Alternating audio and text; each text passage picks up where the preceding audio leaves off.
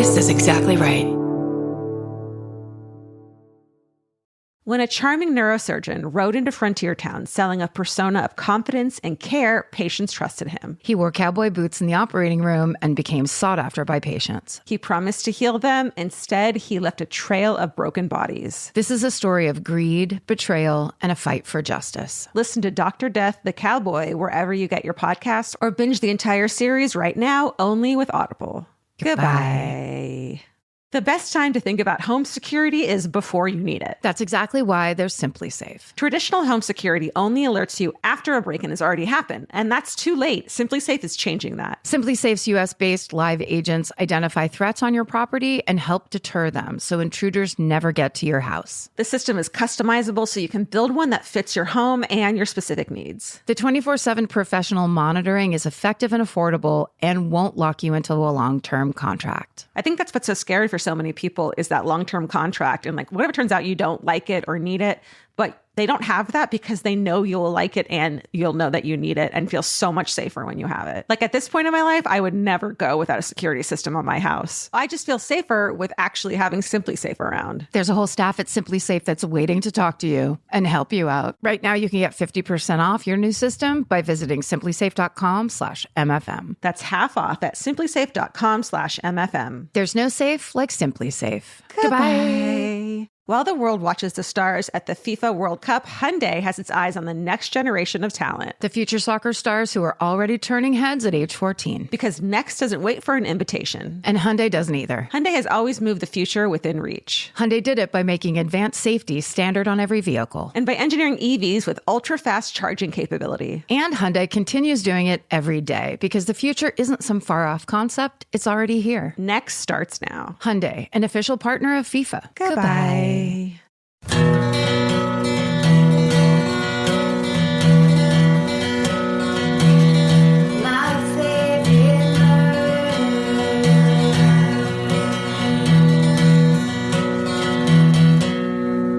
Hello. God, we're getting good at that. We are getting great after only 2,000 episodes. Solid gold. Welcome to my favorite murder, The Minisode. where we read you your shit. You love it. We read it. We like it too. Yeah, we have our own kind of fun. Yeah. The subject line of this first email, I was going to say podcast. That's scary.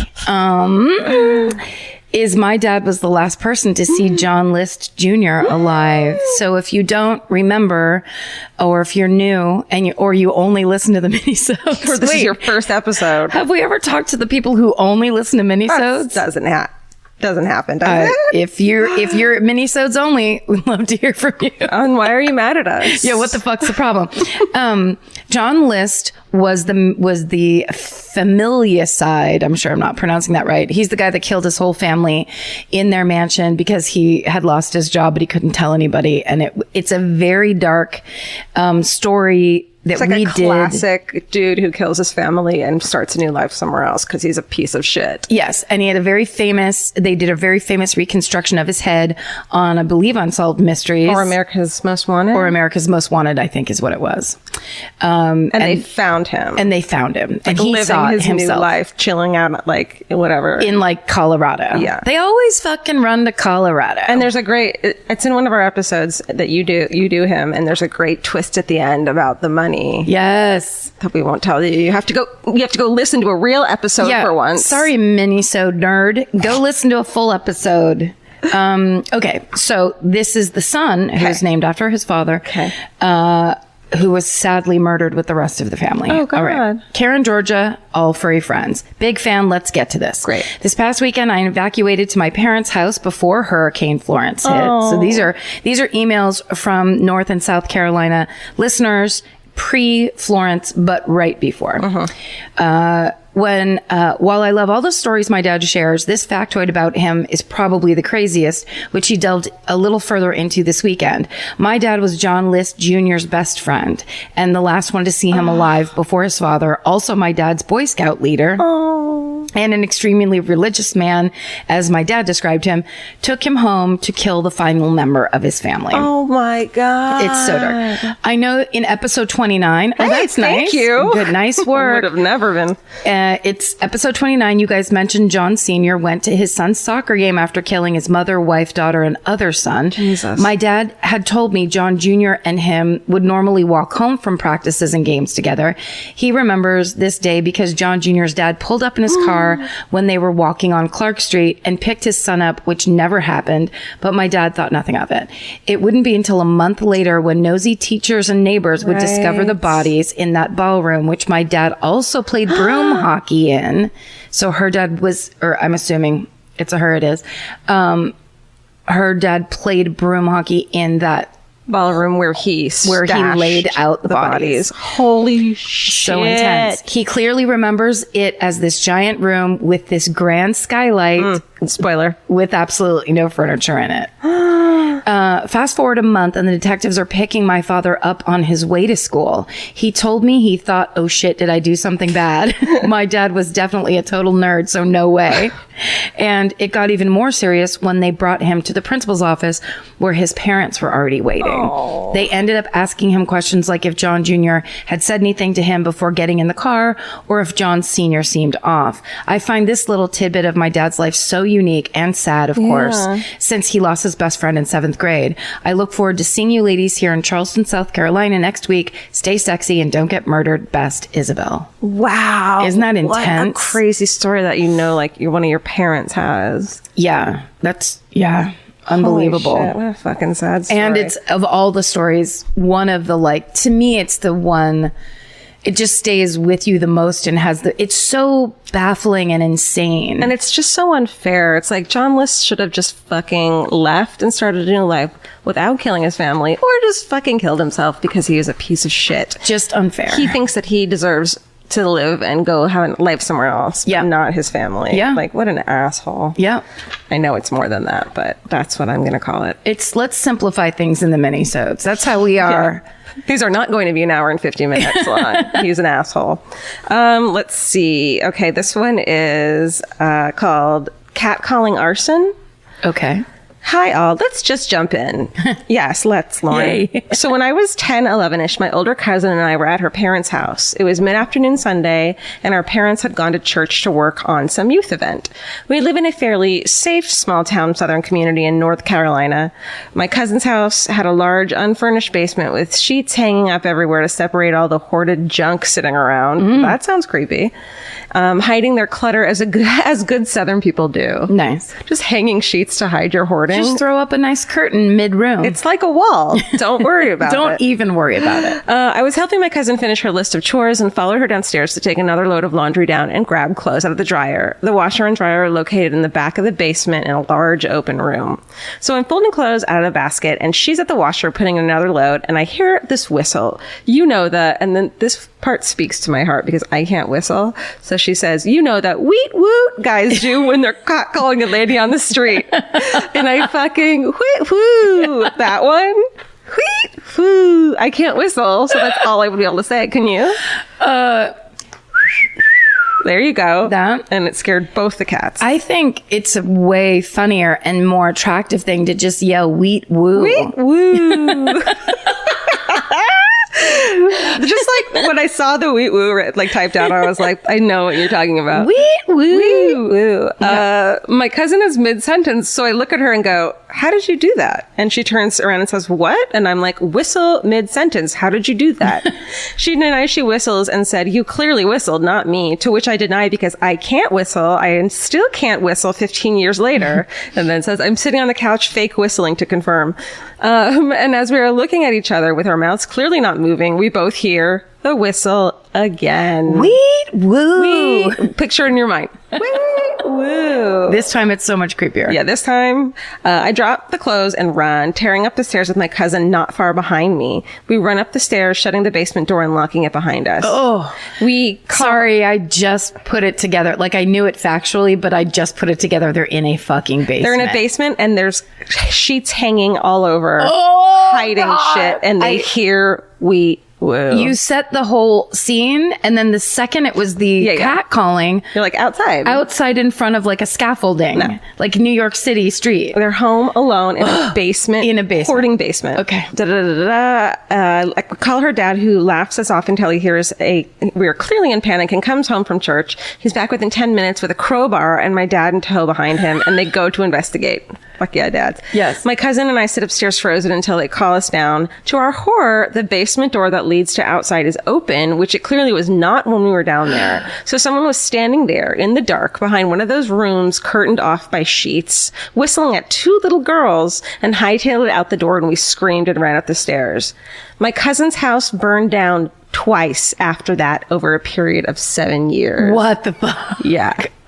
The first time, according to firefighters' official reports, the fire started downstairs in the basement in the middle of a concrete floor, ruining all of downstairs and the majority of everything they owned. So they rebuilt and finished the basement.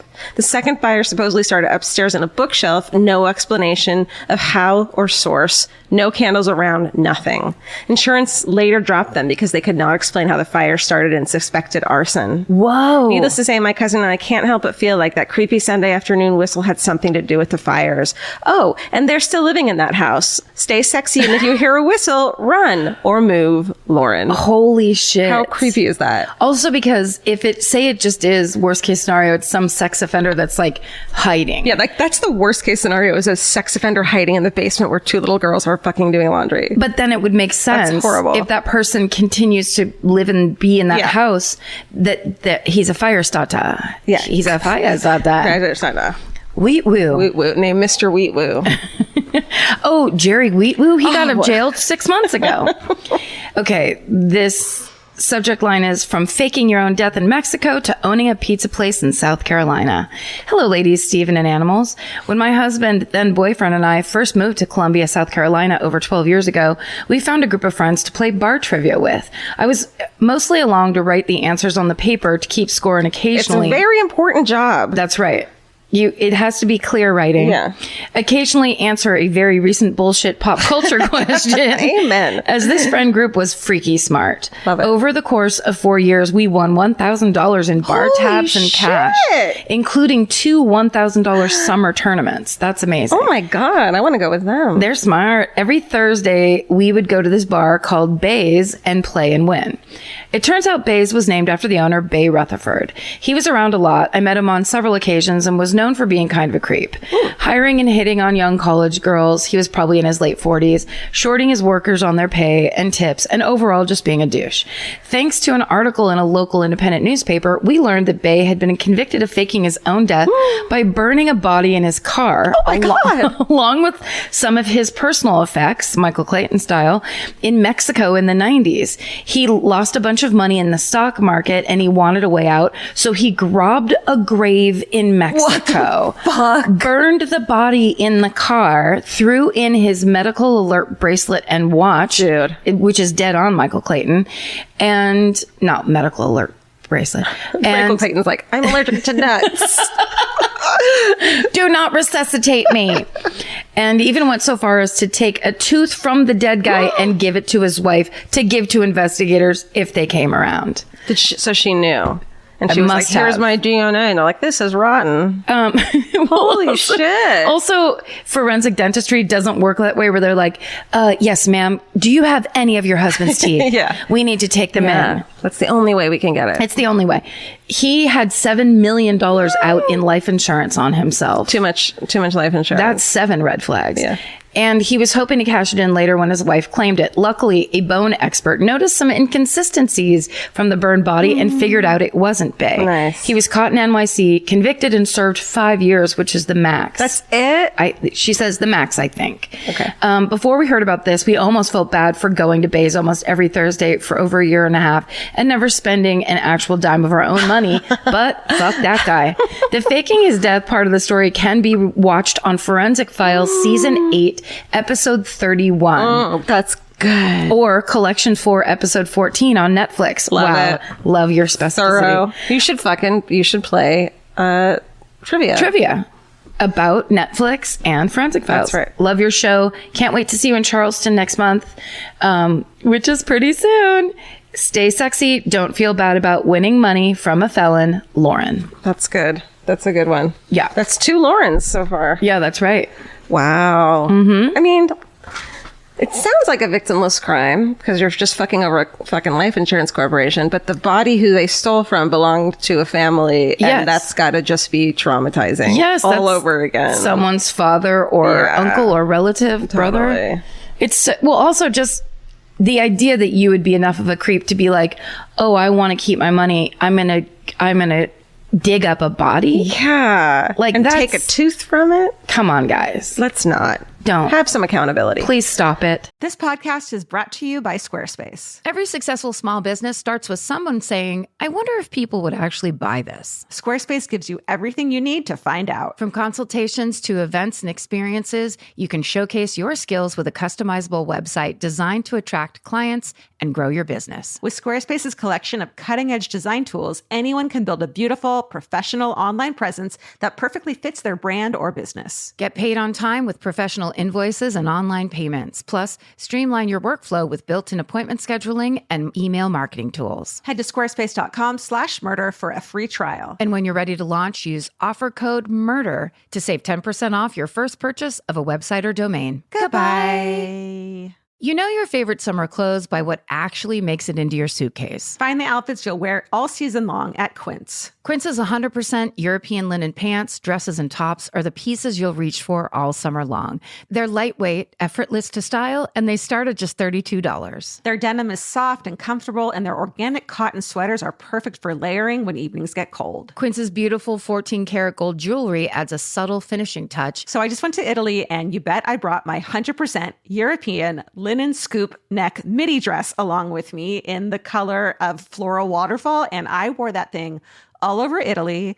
It was like the perfect day to night. It just looked so pretty, and I felt like I looked sophisticated while still being comfortable. Make your summer wardrobe feel easier. Head to quince.com/MFM for free shipping and 365-day returns. Go to QUINCE.com/MFM for free shipping and 365-day returns. Quince.com/MFM. Goodbye. Every piece of furniture you own has a story. Sometimes it's an heirloom, and sometimes it came with the house because it was too heavy to move. If you're ready to start a new chapter with your home decor, there's Article. Article makes it effortless to create a stylish, long-lasting home at an unbeatable price. They take great care in curating their collection, focusing on pieces that stand the test of time. We've talked about Article for a long time. There are pieces in that catalog that are so affordable that are room changers. And if you go through there and there's like a little something you don't even realize you need it until you see how they have stuff set up or what style combinations that they're doing, where they do the boho chic, there's mid-century, it's a little bit modern, it's something new. Like, there's so many choices in there, and it's not going to break the bank. As someone who's interested in tons of different styles and time periods, Article covers them all in one place. I love that. I know I've mentioned already how much I love my entryway table, but I swear to God, because the path that it's on, I pass it 4 times a day, and I love it more every time. Article is offering our listeners $50 off your first purchase of $100 or more. To claim, visit article.com/murder, and the discount will be automatically applied at checkout. That's article.com/murder for $50 off your first purchase of $100 or more. Goodbye. This is called, I'm not going to tell you the name of it, but it's lighthearted. Okay. Okay. All right. No introduction. Straight to the post. Yes. To the point, they said. My mom and I used to have a summer home in North Carolina. One summer, roughly 15 years ago, when I was about 8, our Jack Russell Terrier, Jill, started going insane. Jack and Jill, because she's a Jack Russell. Jack and Jill. That's cute. Started going insane. She would run around barking, staring at the walls and ceilings. During this time, some of our stuff went missing. Just a few small things that weren't important enough to worry about. One night, my mom came into my room to check if I was asleep, only to find a tiny furry creature with huge eyes staring at her while drinking out of my glass of water. What? Turns out there was a family of flying squirrels living in our tiny attic. This is a Finding Things in the Wall story, by the way. Why? How cute would that be? You open the door and there's just little tiny tongue looking into. That would be so cute. Unless it's rabid. Okay. Yes, and next to your child. Yep. My mom watched as a squirrel flew through the air right next to her face and dashed into my bathroom. And then it says, flying squirrels could fly very well, even though it's actually just gliding. Not knowing what else to do, she shut the door and covered the crack at the bottom with a towel. Then she went to grab a butterfly net. Not sure that would have helped much. When she went back into my bathroom, net in hand, she saw this squirrel in my bathtub, and this is all caps, and it kills me, playing with my bath toys. Let it live there. Startled, the squirrel made its way to a slightly ajar cabinet and through the tiniest hole in the wall. My mom realized that the butterfly net would not be sufficient in catching the creature and called the pest control or some other animal removal company the following day. It was playing with her bath. That's just like, I'm a baby. So cute. It's so cute. They came within a day or so and found that they had made our attic their new home. They removed the family of flying squirrels and released them outside. I'm not sure where, but far enough away that they couldn't come back. Once they were gone, we got to see everything they had stashed up there because all that tiny shit was going missing. Sure enough, all the things that had been going missing were there, including several of my bath toys and my favorite eye pillow. They were just taking shit and running off. They basically, that bathroom had become like their FAO Schwartz. They were just like, check out this sponge that's shaped like an ice cream cone. I am freaking out. I just love like the idea that a squirrel who you think is just like a boring thing was like, this toy's the best. I'm taking it. It's and I'm going to go back for more. That's right. It was good to find our stuff as well as to know that our dog was not actually crazy about that issue, though she still was nuts, pun intended. I get it. Stay sexy. Remember, your crazy dog might actually have a point. Natalie. Oh, Natalie. That's a good one. Yeah. That's so cute. A flying squirrel drinking out of a glass. Look. Pardon me. Look. Okay, the subject line of this is my literal job is finding stuff in walls. This is slightly long, but it's really worth it. I am here for it. Hi, Karen and Georgia. Imagine my delight when I realized your obsession with finding shit in walls was very real. Clearly, you were operating on my level of obsession, which is basically the doctoral level of finding shit in walls. I am director of museums for Historic Charleston Foundation in Charleston. Oh my God. South Carolina. Charleston, that's a whole sentence. As a historian and preservationist in charge of 2 sites in the historic district, we find, all caps, a lot of shit in walls. Here's the latest and greatest story. One of the house museums I oversee is called the Nathaniel Russell House. It was built by, hey, you guessed it, Nathaniel Russell in 1808. Wow. The original house consisted of an enormous 3-story federal mansion, kitchen house, carriage house, workyard, and garden. Russell moved into the house in the spring of 1808 with his wife, 2 daughters, aged 19 and 17, and 18 enslaved men and women. Ooh. We have owned the Russell House since 1955, and since 1989, much time, funding, and effort has been poured into the study and restoration of the main house. As such, it is a pristine example of the towering wealth of slave owners in the early 19th century, whereas the areas inhabited by those 18 enslaved people were used for offices or storage and were not considered essential to the telling of the full history of the house. Sorry. All right. Needless to say, that line of thinking has evolved. And last year, we began an intensive study of the kitchen house to learn more about the lives of those living and working in the kitchen, laundry, and living quarters between 1808 and 1865. I should add that since very little about the daily lives of the enslaved survives in written record, it's only through forensic evidence and archaeology that we're able to piece together what life was like. Wow. Even microscopic traces of paint can tell us volumes about a room from 200 years ago.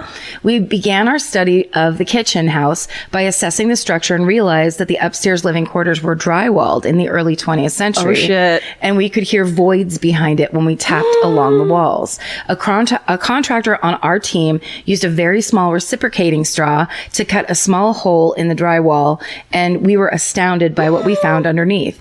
Behind the drywall, perfectly encapsulated, was the original plaster walls of the first period slave quarters, complete with original lime wash. We were amazed since features like this don't survive 200 years of renovation. But as we removed drywall, we realized that practically everything in the room was original to the period of enslavement: plaster, woodwork, paint finishes, window sashes, doors, everything. As the drywall came down, the room transformed, and we were looking at the same walls from the early 1800s. Oh my God. It was an incredibly emotional day, thinking about how everything we could see was built by the enslaved, from the bricks and mortar to the plaster and paint, and these surfaces hadn't been seen for at least 100 years. This was a living space for enslaved people, and probably the only place in the house they could have a moment peace, if any. It was like a sacred place, to say the least. So then it gets better. Oh my God. As we rounded the corner and continued to remove drywall, we discovered tons of debris packed in between the studs and baseboards. Well, all that shit ended up being the remains of several undisturbed rats' nests. Before you freak out, finding a rat's nest is like Christmas morning for preservationists. Oh, because they take it and run. Yep, we were literally jumping for joy. Holy shit.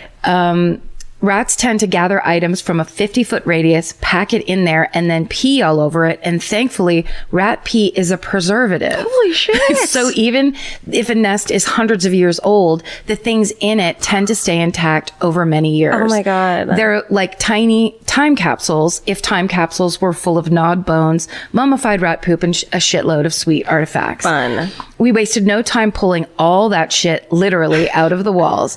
I'll attach a photo of us combing through one of 8 rat nests. Oh my God. So you can see how much debris we are talking about. We spent several days painstakingly combing through the debris and removing artifacts. We uncovered hundreds of artifacts these fucking rats had straight up stolen from the people living in the kitchen house. We found buttons, stockings, marbles, straight pins, a portion of a waistcoat, a veil from a bonnet, hundreds of bones from butchered animals. They were likely stealing these from the kitchen one floor down.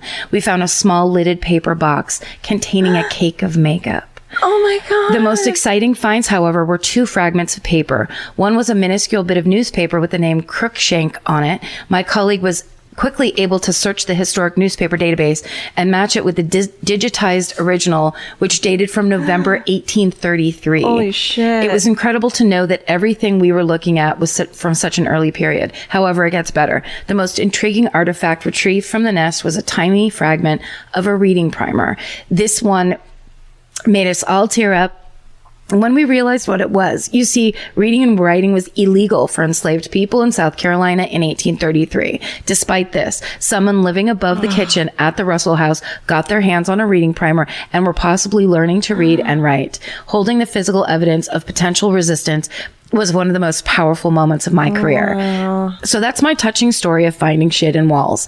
The kitchen house restoration is still ongoing. You can come see it when you come to Charleston in September. Dude. And we are in the fundraising period now, hoping to fund a full restoration of the kitchen house so it can be put on public view along with the artifacts we pulled out of the walls. Telling the full story of Charleston and its complicated and painful past is basically my reason for living at this point. So it is important, especially in this political climate.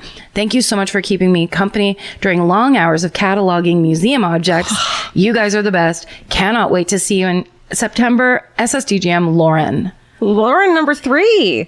Look, really? Yeah. That's crazy. Holy shit. That is incredible. Isn't that amazing? Incredible story. If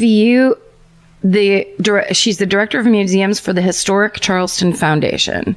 So whenever the Historic Charleston Foundation starts that fundraising campaign, there's nothing I'd love more than to see that house. Dude, me too. Well, we're recording this early because we're going this weekend to our tour. So let's just go knock on that fucking kitchen house door. Hi. Hey, man. We'll go there, but we'll be wearing gloves and masks and booties on our shoes. Totally.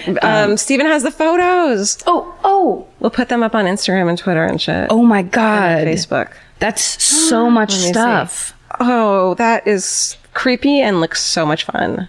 Wow. Look at those bones.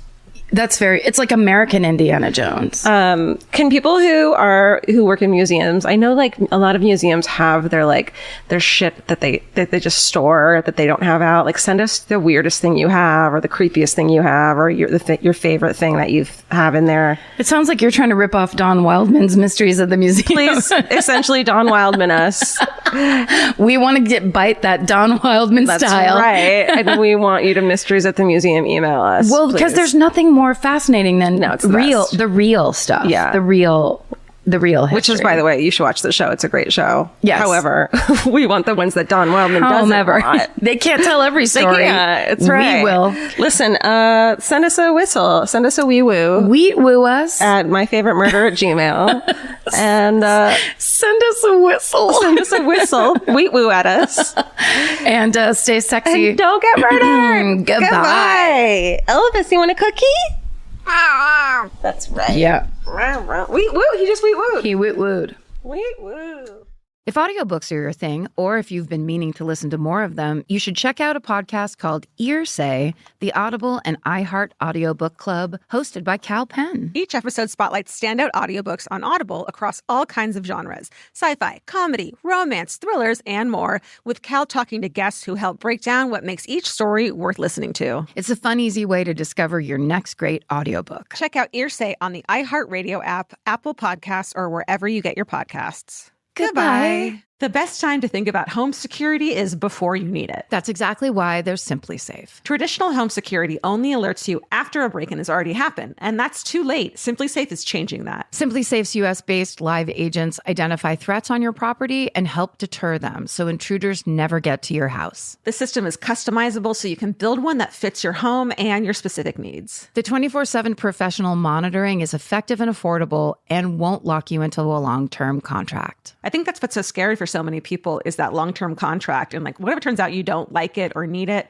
but they don't have that because they know you'll like it and you'll know that you need it and feel so much safer when you have it. Like at this point in my life, I would never go without a security system on my house. I just feel safer with actually having Simply Safe around. There's a whole staff at Simply Safe that's waiting to talk to you and help you out. Right now, you can get 50% off your new system by visiting simplysafe.com/MFM. That's half off at simplysafe.com/MFM. There's no safe like Simply Safe. Goodbye. Vacation planning should feel like a breeze, not a deep dive into countless travel sites searching for the best deal. With Cheap Caribbean's Budget Beach Finder, you can search every destination and every date all in one search. You'll save time and money with the Budget Beach Finder. Say goodbye to endless scrolling and tab hopping, and hello to Budget Beach Bliss at your fingertips. Go to cheapcaribbean.com to try out the Budget Beach Finder and see just how stress-free vacation planning should be. Goodbye.